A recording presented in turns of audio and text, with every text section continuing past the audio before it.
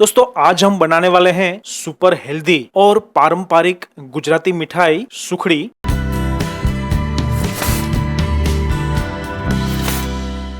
कढ़ाई में हम 150 ग्राम शुद्ध देसी घी डालेंगे। परफेक्ट मेजरमेंट, सही तरीका और इसमें इस्तेमाल होने वाले इंग्रेडिएंट्स ये सब मिलके हमारी सुखड़ी यानी गोड़ पापड़ी एकदम कमाल की बनेगी। घी पिघल जाए फिर इसमें 200 ग्राम गेहूं का आटा यानी चपाती का आटा डालेंगे और साथ में इसमें 50 ग्राम गेहूं का दरदरा आटा डालेंगे। ये वो आटा है जिससे भाखरी भी बहुत अच्छी बनती है।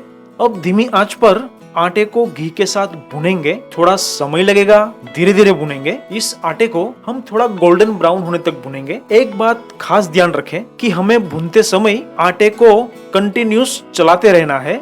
इस प्रोसेस को 12 से 15 मिनट लगेगी।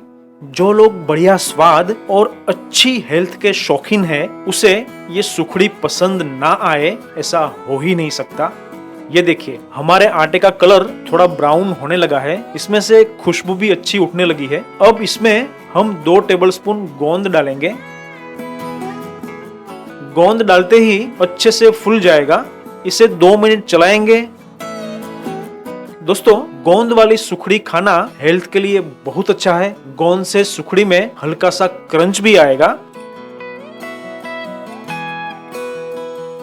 2 मिनट हो गई है, गैस को बंद कर देंगे। इसमें थोड़े काजू बादाम के टुकड़े डालेंगे।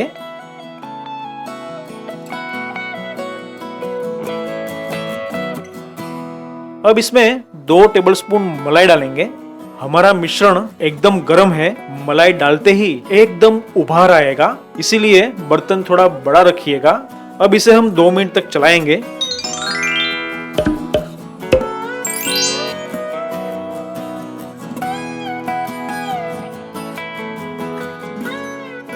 उभार बैठ गया है, 2 मिनट हो गई है। अब इसे नीचे उतार कर इसमें गुड़ डालेंगे। एक टिप्स देना चाहूंगा, गुड़ को बहुत ज्यादा गर्म मिश्रण में डालेंगे तो सुखड़ी बहुत ज्यादा हार्ड हो जाएगी, इसीलिए हमने इसे 2-3 मिनट तक हल्का सा ठंडा कर लिया है। और हाँ, व्हाइट वाला गुड़ खाने से अच्छा है बिना केमिकल वाला डार्क गुड़ खाना चाहिए। मैंने देसी गुड़ 150 ग्राम लिया है। गुड़ ज्यादा हार्ड हो तो उसे छोटी छोटी कतरी में काट कर फिर डालिए ताकि अच्छे से मिक्स हो जाए। टेस्टी बेस्टी किचन में मैं आपके लिए ऐसी ही दमदार और पारंपरिक रेसिपी लाता रहूंगा। मेरा ये प्रयत्न आपको पसंद आए तो मेरे वीडियो को लाइक और शेयर कीजिए। और हाँ दोस्तों, आपकी वैल्यूएबल कमेंट्स का मुझे इंतजार रहेगा। ये देखिए इस तरह से मिक्स करते जाइए। हमारा मिश्रण अभी एकदम ठंडा नहीं हुआ है, इसीलिए हमारा गुड़ इसमें आसानी से मिक्स हो जाएगा। ये देखिए हमने अच्छे से मिला लिया है। ये हमारा सुखड़ी का मिश्रण एकदम गाढ़ा हो गया है। इसे हम एक थाली में निकाल लेंगे। इसे तवे से इस तरह से अच्छे से थपथपाकर थोड़ा दबाकर स्मूथ कर लेंगे। अब इसे 2-4 मिनट ठंडा होने देंगे। अब ऊपर से ड्राई फ्रूट्स डाल के गार्निश करेंगे। फिर इसमें छुरी से मनचाहे आकार में कट लगा देंगे। और हाँ, ज्यादा ठंडा होगा तो बराबर से कट नहीं होगा और ये सुखड़ी एकदम ठंडी होने के बाद अच्छे से जम जाएगी।